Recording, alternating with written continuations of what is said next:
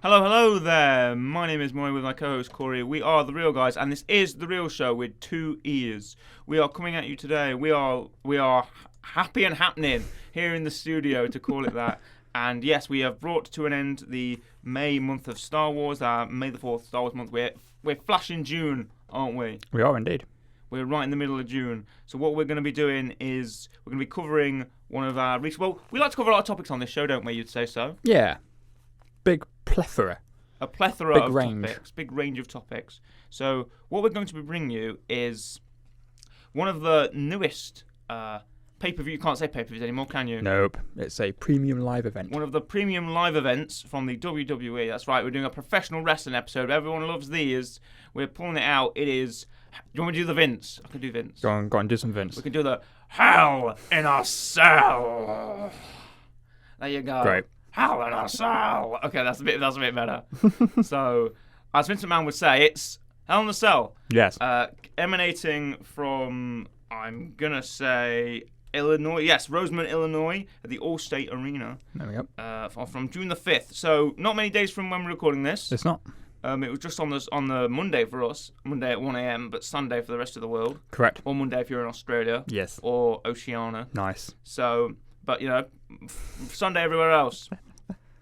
So, yes, and we have the card here. We have the card up. We're going to go through all 7 matches. Correct. Give them each a real rating. Talk about a bit of the aftermath, a bit of the before and after of these matches, and round it off with a lovely rec. Exactly. So, shall we get started? We're gonna go by order. Yes. There was a pre-show, but there was no match on the pre-show. There's no match. For the new matches anymore on pre-show? Oh, do they not? Nope. That's a shame. Why do they do pre-show matches anymore? I assume because, I don't know, actually, to be fair, I prefer it with a match on. Oh, yeah, me too, actually. Because that way you only get half an hour of, Booker T and Peter Rosenberg. Hey, don't diss Booker T. I'm not going to diss Booker T. Gotta get the catchphrases in. And Caleb Braxton and, the Irish lad. Yes. So... Let's go to the matches. Yep. The first match we have on the card. Who are our competitors? You got Becky Lynch. Uh-huh. Got Asuka. Yes. And you have the current War Women's Champion, And Bianca Belair. Yes, and it's a triple threat for indeed. the championship. So this was set up on Raw. Becky beat Asuka. Asuka beat Becky. They're both in the match. Bianca twirls the braid around and does little dances and wears sunglasses. Correct. And it's a triple threat match. Now, this kicked off the show. Always like to just kick off the show with a women's match, set the pace high. See, I was thinking this. However, this is arguably... I mean, this is the highest... There's only 2 championship matches on this. Yes. This is one of them, and it's the highest championship out of the other one. It is. It's a bit weird that we start with it, but fine. Well, I'd almost like to start the show with the championship, end the show with the championship. Obviously, the show didn't end with the championship. It did not end with the championship, no. There's 2 championship matches in this card, right? So... Bianca gets a good entrance, so does Becky and Asuka. They're coming out. Becky's wearing some kind of... I distinctly remember this. She's wearing some kind of smashed mirror on her head. Yeah. Some kind of broken hat with loads of bits of black shards on it and silver things and stuff. I was like, what is she wearing on her head? Becky's she's dropped the man gimmick, I think. Yeah. She's now called Big Time Bex because she's big time and her name's Becky. Apparently. Exactly. So this is a triple threat match. And we know Asuka, Becky, and Belair can produce quality, so they're both coming out here and they're all gonna put the boots to each other, and so they do. Asuka does loads of fancy kicks. Belair's doing counters and slams onto the top turnbuckle. Asuka's catching people in arm bars and knee bars and all that type of stuff. Lynch weirdly does what I'm going to call a rolling neck breaker. Yep. Which looks very similar to Flair's natural selection. Correct. She only gets a 2 count on it. Yes. And then Asuka breaks up the pin when Becky does a sort of top rope leg drop onto Belair. Yeah. Until knocks her over. So Belair then does what I'm going to call a glam slam. Yeah. Onto Asuka. Slamming Asuka onto Becky. And then she does a standing moonsault onto them all, but that doesn't get the pin. Nope. Asuka does a code breaker. Lynch gets caught off the ropes into another code breaker for a near fall on both women. So I like the triple threat. The dynamics of triple threat is very fun.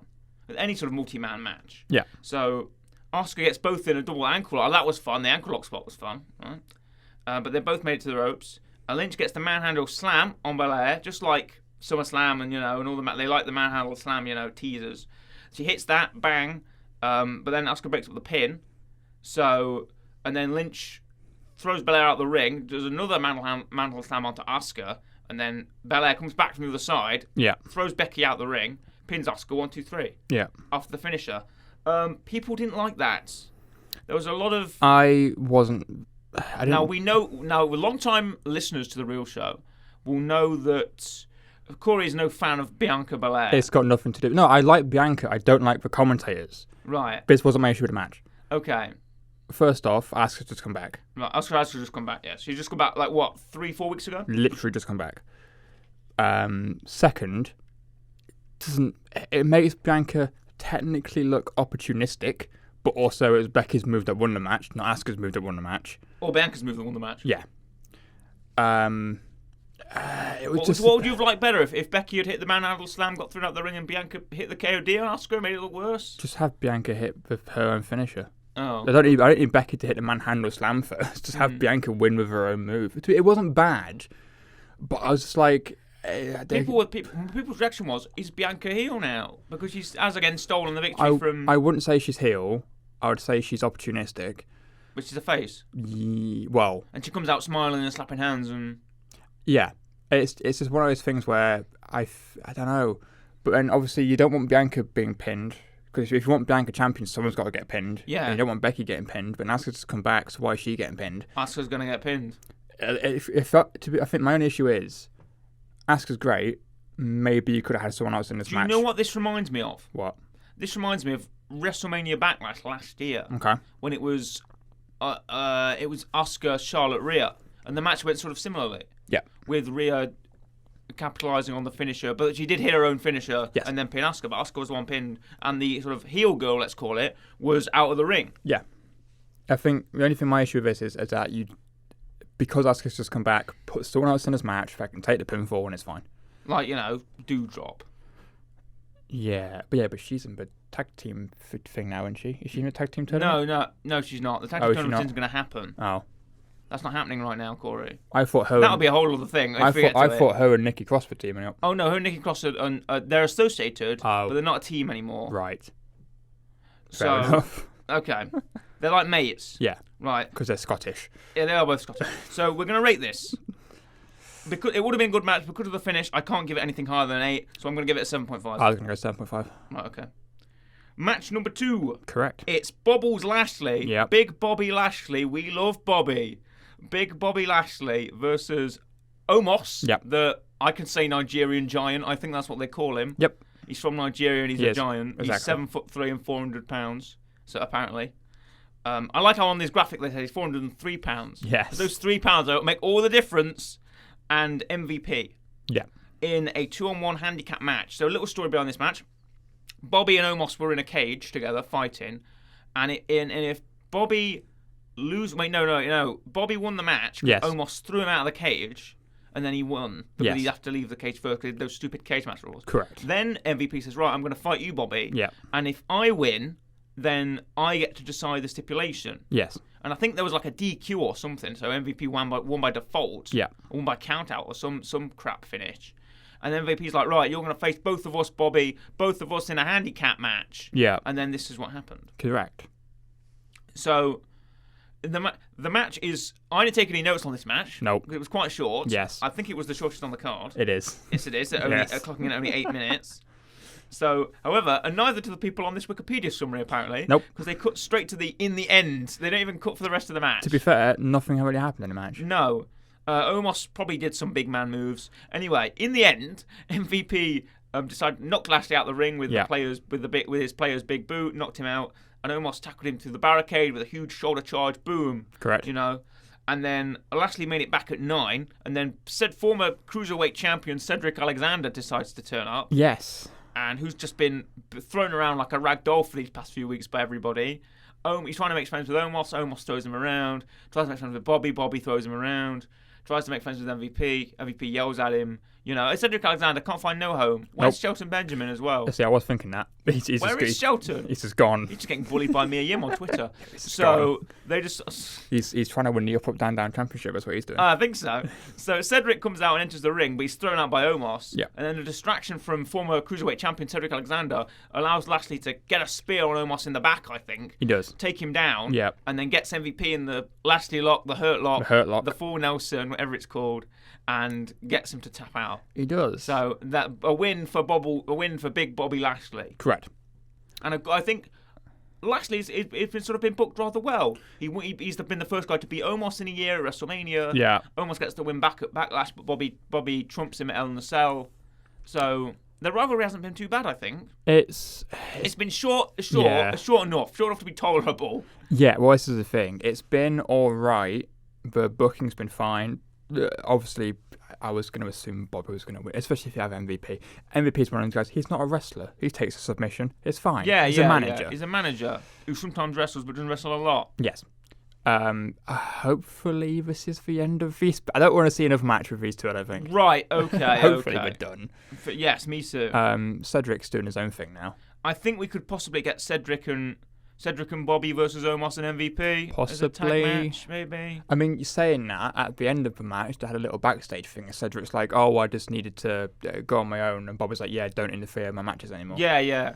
But when they seem to be friends, a little fist bump. Cedric will be chasing the 24/7 title pool. We know it. Bobby will be doing something else with them. I wouldn't be surprised if in a couple months, I know it's NXT 2.0 though, but he might go down for Cruiserweight. Apollo's just turned up in NXT 2.0. So he might go for Cruiserweight. It's happening. Yeah. So was Dolph Ziggler and Bobby Roode were down there. Even though they're only back on Raw, they turned back up on Raw. Dirty Dogs. On Monday. The Dirty Dogs. Yes. Now, speaking of a dirty dog, we've got Kevin Owens versus Ezekiel. Yes, Ezekiel. Who is not Elias. He's not Elias. He's Elias's younger brother. Yes, we do not walk with Elias. We want to hear Zeke speak. Yes, hear Zeke speak. Yes. So, Kevin Owens has been on a rampage throughout Raw, trying to convince everybody that Ezekiel is Elias. Yes. He's been telling Chad Gable, he's been telling Otis. Yeah. He's been like, listen guys, listen everybody, Ezekiel is clearly Elias. You look at him, he looks exactly the same, he's got exactly the same voice, he sounds the same, he's wearing different gear, he's shaved his beard off, but he's Elias. And Ezekiel's like, yo man, I'm not Elias, I'm Ezekiel. You're going to hear Zeke speak, right? They do the lie detector segment, that's all a bag of laughs. Yeah. And Kevin Owens says, right, you're going to fight me Hell in a Cell, Ezekiel, we're going to settle this. So here we go. Owens does a nice tornado DDT, starting off, he goes for a swanton, but Ezekiel gets his knees up in time. Owens goes for his pop-up powerbomb and gets a 2. He does. I thought was nice. Even though people are kicking out the pop-up powerbomb left, right and centre. Right? Then Ezekiel goes up top, but Owens gives him the old crotch kick and knocks him off. And throws him down off the ropes. And then he hits a cannonball in the corner, but that doesn't get far. And then Owens finally puts him away mercifully with a Stone Cold Stunner. Yes. And winning the match. Not what I expected. No, this is the first time I was like, that's not who I would have picked to win. No, I thought Ezekiel would have got the win. So would I. But it turns out, before you start talking, sorry to cut you off. It's fine. On the Raw after Hell in a Cell, Ezekiel and Kevin Owens had an in-ring segment. Yeah. And they're basically going to have a rematch at Money in the Bank. Yeah. So I imagine Ezekiel will get it then. You see, what I thought was going to happen this time around was I thought you're going to get like Kevin Owens is going to hit a stunner. Go for the pinfall, and all of a sudden you're just going to hear Elias's music play. This is going to distract Kevin Owens for Ezekiel to turn around and do his knee and his elbow drop. Yeah, it's Macho Man Randy Savage apparently. I'm not going to do the impression before you say anything. Okay, my next words would have been. I know. Let me hear it. Okay. But he would have hit the knee, done the elbow drop. He didn't say anything to the elbow drop anyway. I'd love it if he did.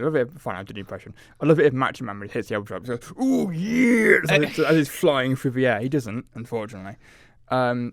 Maybe that's going to happen at Money in the Bank. Maybe the music will play and Ezekiel will win. Maybe I'd like that. Maybe we're going to get Damien Sandow. That'd be more creative. Damien Sandow was Elias. As Elias. People be going for that. Yeah.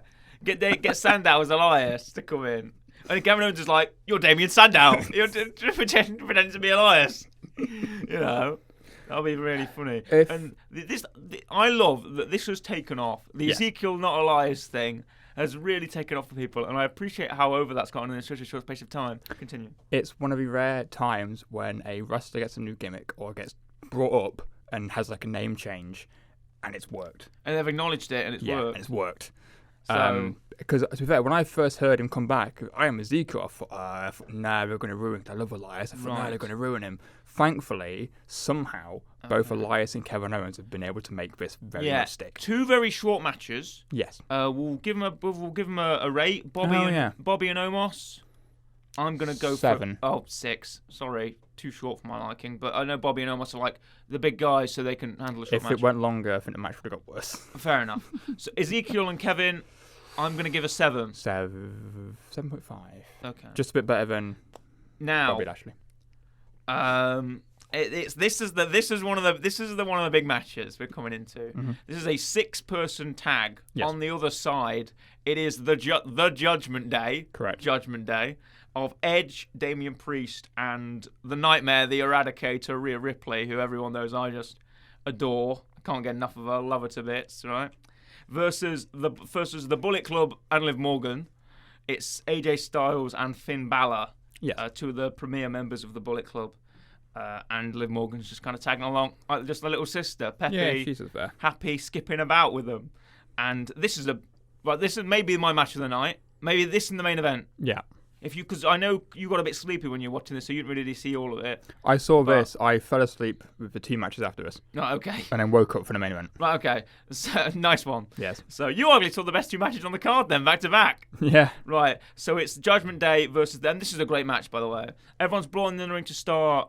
Judgment Day spent most of the time attacking Balor and taking him away. Rhea's like clapping and laughing the whole time, and I love that. She's got a great handle on the gimmick. She's got her hair all black now, and she was wearing shorts. Remember she was wearing trunks? Yeah, because apparently she had new gear and didn't turn up in time. Yeah, exactly, yeah. Apparently she had new gear planned and just didn't turn up as scheduled. So she was wearing... Those were Liv's shorts as well, if you noticed. Yeah. They had the little straps on them.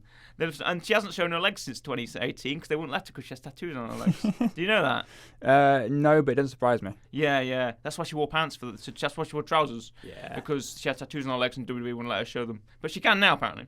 So Rhea's changed up her gear. I love the jacket thing. They're all wearing this really long sort of Matrix trench coat jackets. I really like that. Damian and Edge as well.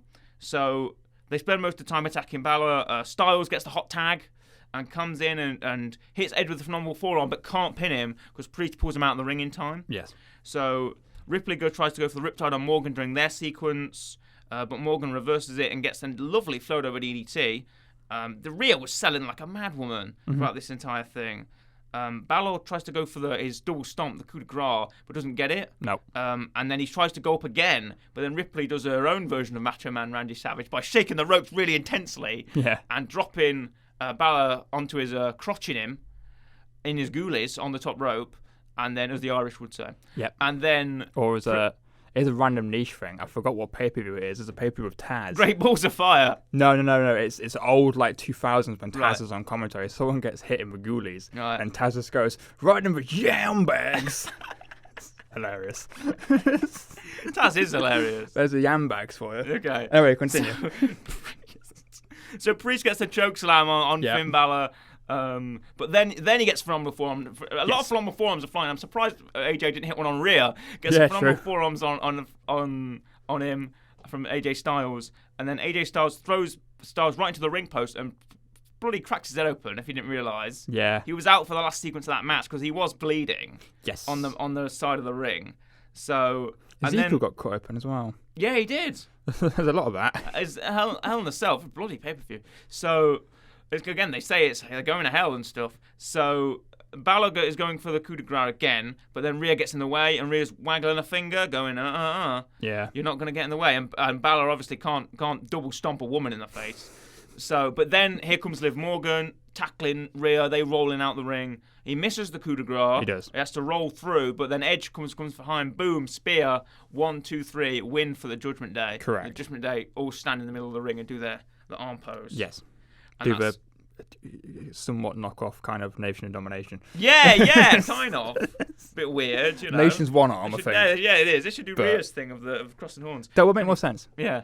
So Rhea still does that. So Yeah, right. but to be fair, it makes more sense because Edge also does for 2 horns. He Edge does it does. at his entrance, he puts them up. Yeah. Why don't they do that? You know. I mean, I don't know. They've all got their own poses. Just do their Hey, own poses. everyone's doing poses, and this is a big win for the Judgment Day. Yeah. Somewhat thrown off by the aftermath of this match. Again, Yeah. really good match, right? And I'm Yes. going to give it a solid 9. I was going to give it an 8.5. All right, great tag team traversal, great stuff with Rhea and Liv. Yeah. They've got really good chemistry as well, and they always flow really good. Everyone in this match is a damn good worker. Yes. So we know this is going to be fire, and they really pull it out of the bag. This is probably my match of the night, if not for the main event. Maybe they're on the same level, I think. Okay. So, and again, I've given it a 9, 8.5, good ratings. But the aftermath to this match, we're going to spend just a little bit on it. Yes. Probably the next minute or so.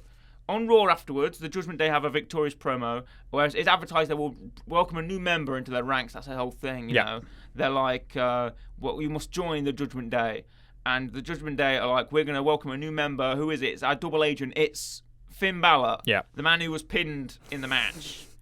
And it turns out that Finn sort of saw the vision by saying that, oh, Edge, I saw how powerful you've become in the Judgment Day. I saw Rhea, you were willing to step between me and Damien. You were so ferocious and vicious, and I want to join you, and I want to become like you three. And then just like, one of the members of my enemy team has joined my ranks, and now I'm the most powerful man in WWE. I'm Edge. Yeah. I'm really great. That's and then exactly how he sounds. Exactly how he sounds. And Damian Priest is like, who, by the way, has these guys. So I cannot get the fact Finn Balor is an beautiful Irish boy. Yeah. He's got 6-pack for days. He's got an 8-pack chest. He's got huge, wide muscles. Yep. Right. But his voice, very soft, softly spoken little Irish lad. Yeah. Right. And Rhea, Edge, and Damien all sound like killers. They've all got like really gritty voices. And even Rhea, who's Australian, has kind of this sort of very intenseness about her, where she's got really cold eyes and she's staring and she's like, Liv Morgan, I'm gonna destroy her, kind of thing. Yeah, and but she sounds really intense. But Finn, he goes, top of the morning, I'm Finn Balor. I'm gonna join the Judgment Day. Now I don't watch AEW. No, but it's the same thing as, I'm not going to talk about Dark Order Judgment Day comparisons, but or the House of Black Judgment Day comparisons. It's the same thing as a House of Black, with the whole thing of you have Alistair Black and the other guy who are massive, really tattooed. Brody King, and then you Buddy have Matthews is there with just no there. tattoos, who's just really muscle. But at least he can speak. Yeah, he can speak. He's got a good knee to him. Yeah. He's got good strong hits, but he he just looks a bit off. He looks a bit off. He's got the gear, but yeah, he does. Some people say he's even dating Rhea, so hey, or maybe they're just best friends. Anyway, They're Australian. They're both Australian. So we've got that aftermath, and then Priest says, "Oh well, we don't need you anymore, Edge. Yeah. We've got Finn now." And then they all attack Edge. Yeah. They all kick Edge. They all throw Edge to the announce table. They're beating up Edge. They put Edge in the crossface. It's like, what's going on? Yeah, And Rhea is like, you're not going to control us anymore, Edge. And Damien's like, ha ha. I mean, the thing with this is, right, first off... Sorry to cut you off again. I'm cutting you off a lot. But there was revealed through Fightful, which is a wrestling journalism outlet, that WWE Creative had proposed that Judgment Day be a supernatural group, let's call it. Mm-hmm. And Edge was against such plans. Yes. So then they decided to nix it and have the group throw Edge out. Yeah. Continue. Right, so here's my issue with this. First off, if you have a choice between Edge and Finn Balor, you're going to pick Edge because he's done more. He's got experience. Hall of Famer, he's got exactly. Second off, the thing I don't get is if they're like, oh, Edge, you're not going to control us anymore, but now you've got Finn, who is presumably the leader, so now you're going to be controlled by Finn instead. And also, Finn, the man who lost 24 hours ago to your last leader. Yeah. Also, I'm not against supernatural gimmicks. However, I think in modern day WWE, don't think, unless you're the Fiend... Corey's wearing a shirt with Kane on it, by the way. I am. Just for context. Modern day WWE. Right, okay. Specify there. I'm not in the land of Kane, Undertaker, Papa Shango, where there's loads of them there. Right. You have, except for the Fiend... Alexa has even a around. kind of a supernatural, but not much. She doesn't do it anymore. She doesn't do it anymore, though. There's no one... It doesn't. No I don't one think really. it'll work the same. Because it's going to be a bit weird of like, oh, they can... What? We're going to teleport? We're going to put the lights off? Make the lights blue or purple or something that Damian Priest did that one time. Also, I thought the demon wasn't supernatural. I thought the demon was Finn's inner demon. It's not a supernatural thing. It's him just kind of getting in the zone. Yeah. So we're going to try and turn the demon into a supernatural thing? I hope not. Purple Demon, I'm not sure. Purple demon? I don't think it's... Right, Demon look, in a dress? I enjoy everything. I enjoy the people who are in this. Yes. I love Edge. Yeah. I love Damien. I love Rhea to Yeah. high heaven and back. I love her to bits. I adore her. I like AJ's amazing. Finn's Correct. amazing. Liv's amazing. But this is slowly starting to go down in quality, and I'm sort of dreading what's going to happen in the next few months. I don't imagine they'll be doing anything. The other issue is... I'm very sorry to say that. Finn got pinned, which you could say maybe Finn got pinned on purpose because he wanted to join. And Yeah. But also, that's what people say. Edge got the pinfall. Yeah. So you're going to kick out the guy who got your pinfall. Also, Edge is like the only one that wins in that faction. Yeah. Well, no, Rhea won against Liv a couple times, but then Liv beat her. Yeah. Rhea has also got no more contenders match for the Women's Championship. Yes, Rhea also did win the main event of that Raw to beating Liv, Doudrop, and Alexa to challenge Bianca at Money in the Bank. I think... But Becky versus Bianca is planned for SummerSlam, apparently. So Rhea isn't going to get far. Well, this is the thing. Probably going to lose that defense. I'm like, Becky Becca's not finished yet. It's not finished yet. And the other issue as well is they've just got started. There's been no, like, because it's a last-minute decision and Edge didn't want to do a supernatural thing, there's been no, there's been no falling out in the group, there's been no telegraphing, it's just out of nowhere, and it doesn't make sense. They've been together and they've been unified since everyone's joining. Yes. Since Damien joined at WrestleMania, since Rhea joined at Backlash, people thought that it was going to be Ciampa because that was the initial plan. But apparently Ciampa is now working for The Miz. We're not sure what else is going on here, and it's just been Finn. I feel like Finn's been haphazardly thrown in. Do you know? They wanted someone else. And do you know what I don't want to happen? Tell me what you don't just thought of. Okay. Finn has the demon. Damien has the whole alter demon. Ego. Damien they call him thing. the Damien. Yeah, because it's the whole there's a priest and there's the Damien side. Yeah. So that's kind of his evil side. I really hope they don't try and give Rhea some weird supernatural thing. No, that's not. Because also again, Damien's the Damien side again. I never took it as a supernatural thing. He I doesn't took do it that as, anymore. I think he stopped doing it. It got brought out for his US title run. Yeah. For the latter half of his US title run, they gave him that. Yeah. And then he just stopped doing it, I think, recently. I thought it was just a Finn thing, where it's you go to the darkest part of your soul to then... I think Rhea's always just the darkest part of her soul, so she doesn't really need it. Maybe. But Rhea's just always like that. Yeah. So... I just hope they don't give us some weird, I don't know what you're doing. Well, Cody Rhodes has gone, so she can go back to being the Nightmare. True. But then what? She's going to come out of weird face paint.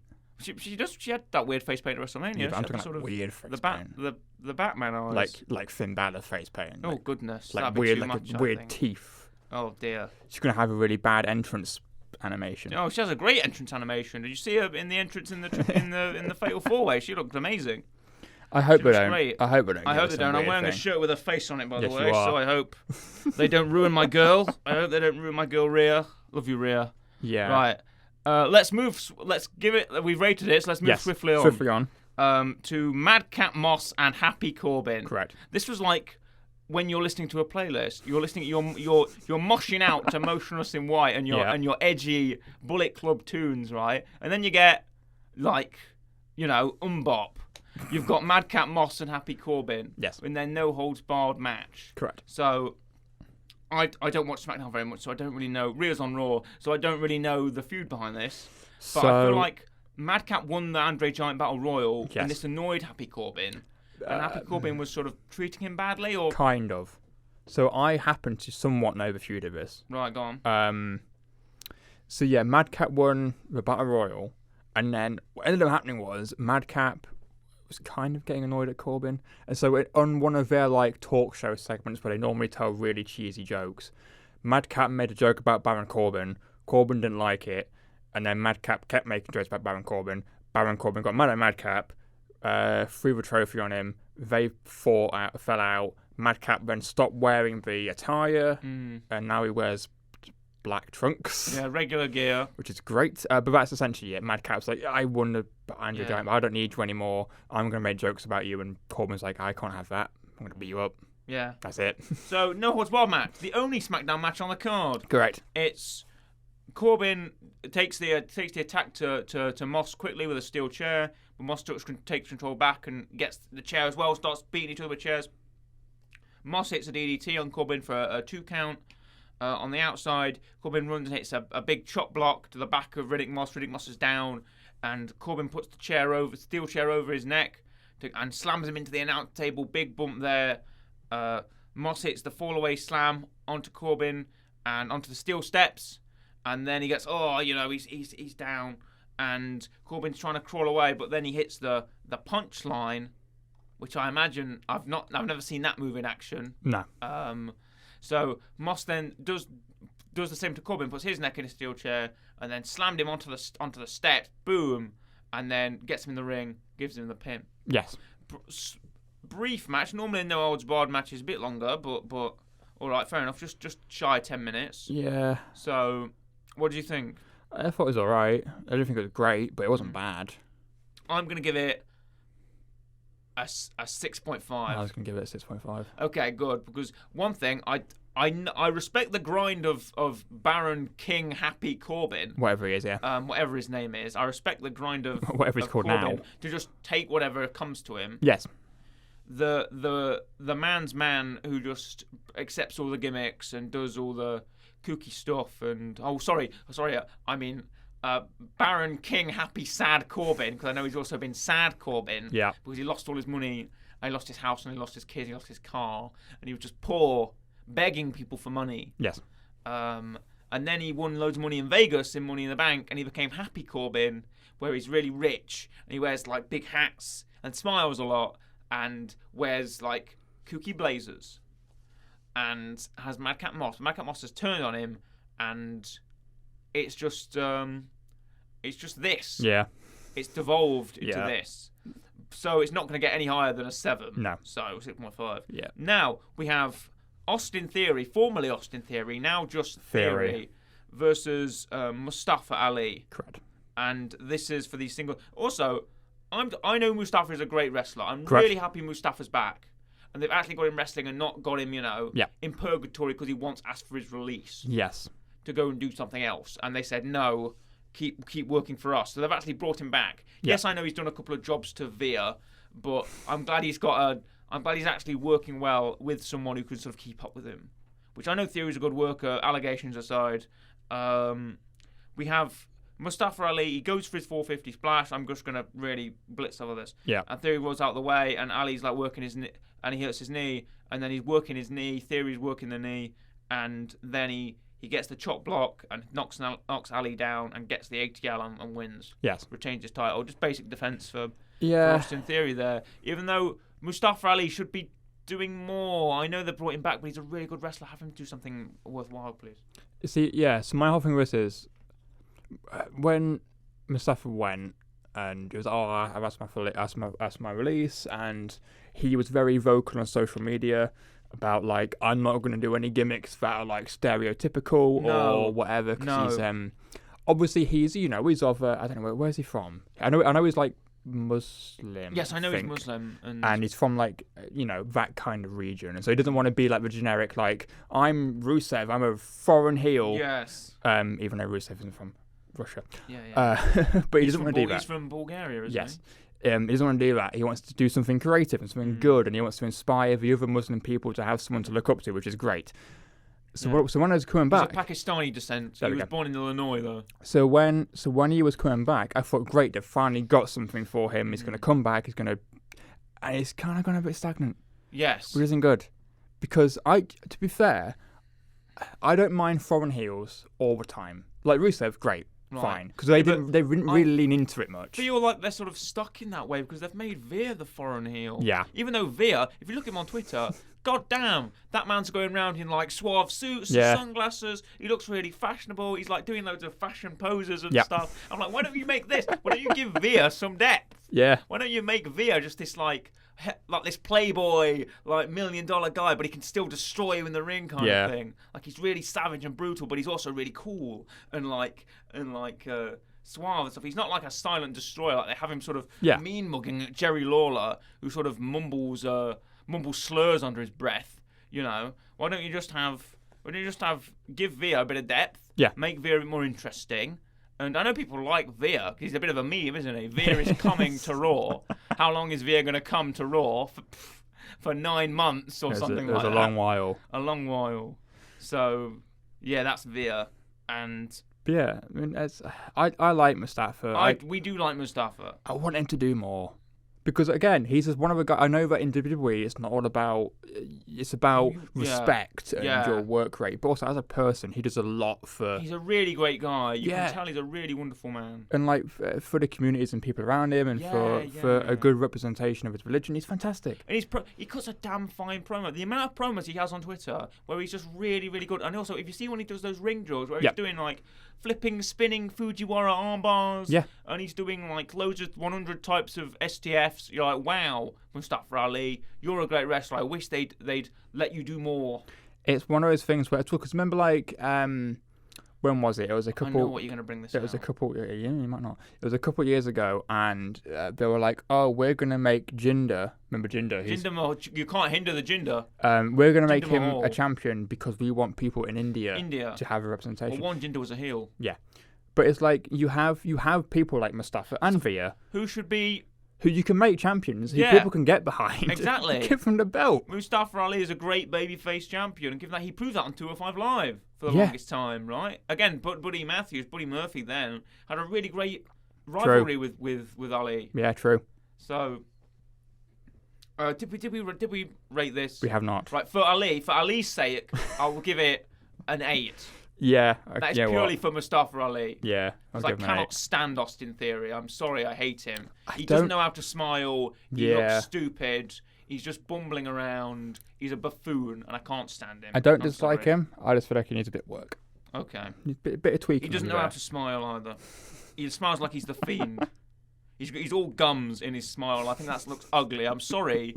Look, I'm going to smile at you right now, right?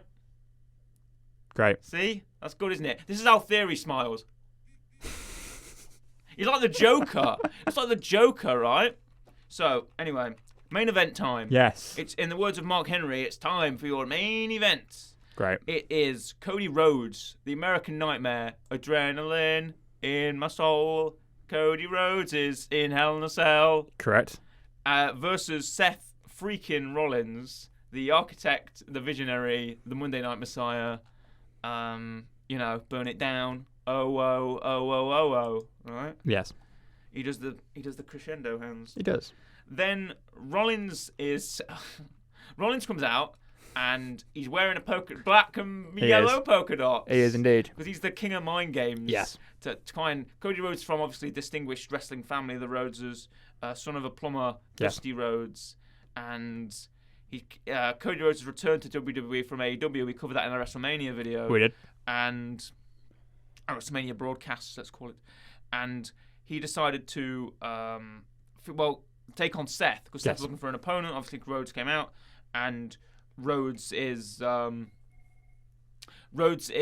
very annoyed by the fact that Seth is antagonizing him with his family. Yes. So he decides to put it to bed in a Hell in a Cell match. Now, the first thing that Cody Rhodes happened to do was injure his right pectoral. Yeah. I think it was his right pectoral. It was. He torn it or something, and then he decided to make a decision to work out with it, and that sort of made it flare up. And So he tore it while taking a beating from Seth Rollins. Yeah. Well, that's. And then he was in the gym, and then he. He ripped it off. Yeah. And so he came out with this. He came out in his sort of coat. He had it done up. Yeah. In his sort of red, white, and blue, golden coat. Good old American coat. Adrenaline in my soul. Yeah. Cody Rhodes has a torn pectoral muscle. Nice. I'm just going to keep doing that because it's quite fun. So he comes out, he takes off his coat, and it's got a massive bruise on his side, right? And he's like, he's making that intense face like, I'm in pain. Yeah. And then Seth Rollins is laughing his head off. And then the cell descends, the red plastic cell descends around them. They're trapped in hell in a cell.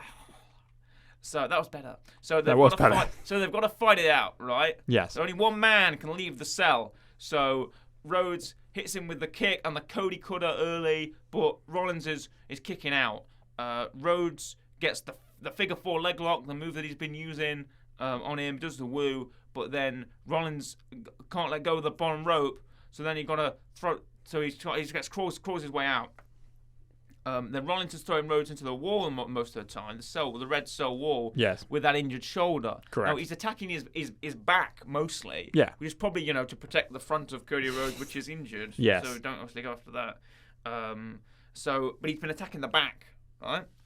So he's throwing him into the cell wall, he's grinding his head into the wall, and he's attacking the injured shoulder using the steel steps, throwing him around with the steel steps.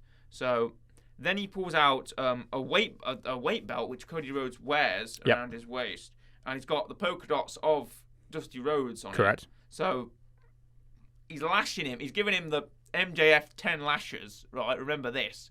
He's been whipping him with the belt, but then Rhodes is like, he's in pain, and then Rollins tries to go for the frog splash, but Cody Rhodes gets out of the way, and Rollins crashes through an open table that he laid down. Boom. Correct. And then he pulls. Rhodes then pulls another whip out, a rope out, right? People, what's under that ring? Everything, any manner of weapon is under that ring. But then they're both kind of wrestling for control of the whip, right? But then he gets the whip, but then Rhodes comes at him with like a cowbell. Yep. He needs more cowbell. In the words of Christopher Walken, I've got a fever, and the only prescription is more cowbell. Dun! Hits him with the cowbell for a near 3, right? So Rollins uses the ropes to slam Cody into the shoulder first, to the ring post, right? The American Nightmare, he's reeling, but he manages to get up and surprise Seth Rollins with a crossroads. So, but then he gets a kick out. So then he goes for a buckle bomb. Seth hits a buckle bomb, which is a power bomb into the turnbuckle, and then through another table. But again, he kicks out. Oh, he's resilient. So Rollins gets under the ring and pulls out favoured weapon of his mentor, Triple H. Gets out a sledgehammer, and Seth's like, "Oh, you can't destroy us throne now, Cody Rhodes. I'm going to beat you with this sledgehammer." He swings it, but Rhodes manages to sort of get away, back out from being hit. And then he gets a pedigree on him, which is the move of Triple H. He gets a pedigree on him for a near fall, and then they're trading finishers. So Rhodes hits the pedigree on Rollins, but Rollins hits the crossroads on Rhodes, right? But then Rhodes spins it round. Cody Rhodes manages to reverse, hit his own crossroads, bang. But then Rollins kind of manages to escape from the pin, comes back with a stomp, and gets another. It's like finisher Spam City. This. Yeah. And then he gets a crossroads again. Cody Rhodes manages to hit 2 crossroads, rolling cutter, boom, boom, and then he gets the sledgehammer, manages to nail Rollins with the sledgehammer. Seth's down, gets the pin. 1, 2, 3. What a main event! I'm going to give this a 9. I was going to go for a 9. Or a 9.5, maybe on a good day, but no, I'm going to give it a 9. Okay. What did you think? A lot. It took up quite a bit of time, this main event, but what was your thoughts? I thought it was good. I enjoyed it. And I think in the moment, at the start, I was a bit like, it shouldn't be going on. Now, I'm going to point out, this is Cody's idea to have this match. It was his idea to wrestle with us. Cody did push on. So I was kind of like, he's making okay. I was like, fine, but it's not the most comfortable thing. And then you kind of go through the match and you forget there's an injury. And you're kind of like, okay, this is fine. You'll see it's fine. He's not going to hurt himself because they've been going for like 5 minutes. You can kind of tell it's fine. And then Cody wins, which initially is like a big, well, hey, he's overcome the odds. Yeah. Until it settles down, you realise that Cody's going away for like 6 months. Seth just to lost get his pec fixed. Yes, and Seth just lost to a guy with like one arm. And twice. Yeah, and it's like, huh. Well, now 3 times actually. Yeah, we lost to him first at WrestleMania and then at Backlash. Yeah, so it's like maybe Seth should have won. Yeah, just so they could sort of write Cody off for a bit. Yeah. But no, on the Raw after Hell in a Cell, Cody Rhodes opens the show. And he says, I've had a hard-fought battle to get here, but I've got to go away. And Rollins comes out and says, I'm sorry about your surgery, Cody, but I'm very sorry. And I said, I don't like you, Cody Rhodes, but I respect you, Cody Rhodes. And he offers him a handshake. Yeah. They shake hands. All is well. As Cody is making his way out, Rollins rushes him from behind. Does the heel, attacks him, gets out the sledgehammer, grinds it into the shoulder and Cody's down. He's like, ah, you know, and then all the producers in the world can't stop Seth Rollins from laying into him, bam, bam, bam, bam, bam, stomping him down, and then Rollins finally backs off, and Cody has to stand. He refuses to help. He's like, no, I will stand. I will walk away on my own. He gets to his feet and staggers away. And that is Cody Rhodes for the next 6 months. See you with the Royal Rumble, buddy. Yeah. And that is that. So the overall pay-per-view, people thought was very standard WWE fare of who you think wins will win. Yeah. Nothing really surprised me. No titles changed hands. Nope. The only surprising thing was they had Cody win. Yes. As opposed to Seth, because we thought they just write Cody off because he was now injured and wrestling injured. I mean, it was alright. I wouldn't say it was anything great. I wouldn't say it was anything bad. And the fallout, apart from the Cody thing, is obviously Edge is now left the Judgment Day. Yeah. They've moved him onto the babyface side of the roster, so we assume that Edge will be returning whenever he is, un-kayfabe injured. Yeah. Returning as a face against his former team. Yes. And now, obviously, Rhea Ripley has won the Fatal 4-Way in the main event from Raw on Monday to face Bianca Belair for the Raw Women's Championship at Money in the Bank. Yeah. So she will not be in the Money in the Bank match. So No. who will be winning the Women's Money in the Bank? Maybe Alexa, maybe Liv. Possibly. Who knows? So, and then Ezekiel, again, also has just a fallout from their match.